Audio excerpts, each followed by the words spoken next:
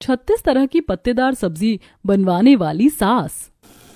पाखी ने 4 मुँहे गैस पर पत्तेदार साग सब्जी चढ़ा रखा है और अब भी कुछ साग वो काट रही है। तभी पाखी की उंगली कट गई। मम्मी। तभी 5 से 6 और पत्तेदार सब्जियां लेकर दामोदरी रसोई में आती है। बहू तू अभी तक सब्जियां ही काट रही है और 10 से 20 तरह की सब्जियां ही अब तक बन पाई हैं। तू तो बहुत स्लो है बहू।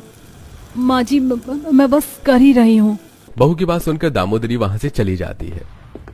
माँ ये आपने मुझे कहाँ फंसा दिया। अगर आज आप यहाँ होती तो सबसे पहले मेरी उंगलियों से बहते खून को पोंछती, लेकिन मेरी सास, उन्हें तो बस अपने 36 तरह के पत्तेदार सब्जी से प्यार है।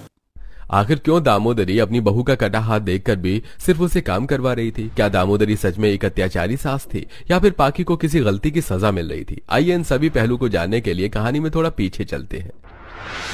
डाइनिंग टेबल पर घर का सारा सदस्य बैठे हुए। 36 तरह की पत्तेदार सब्जी बनवाने वाली सास। पाखी ने 4 मुँहे गैस पर पत्तेदार साग सब्जी चढ़ा रखा है और अब भी कुछ साग वो काट रही है। तभी पाखी की उंगली कट गई। मम्मी। तभी 5 से 6 और पत्तेदार सब्जियां लेकर दामोदरी रसोई में आती है। बहू तू अभी तक सब्जियां ही काट रही है और 10 से 20 तरह की सब्जियां ही अब तक बन पाई हैं। तू तो बहुत स्लो है बहू।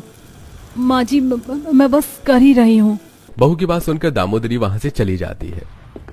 माँ ये आपने मुझे कहाँ फंसा दिया। अगर आज आप यहाँ होती तो सबसे पहले मेरी उंगलियों से बहते खून को पोंछती, लेकिन मेरी सास, उन्हें तो बस अपने 36 तरह के पत्तेदार सब्जी से प्यार है। आखिर क्यों दामोदरी अपनी बहू का कटा हाथ देखकर भी सिर्फ उसे काम करवा रही थी? क्या दामोदरी सच में एक अत्याचारी सास थी या फिर पाखी को किसी गलती की सजा मिल रही थी? आइए इन सभी पहलू को जानने के लिए कहानी में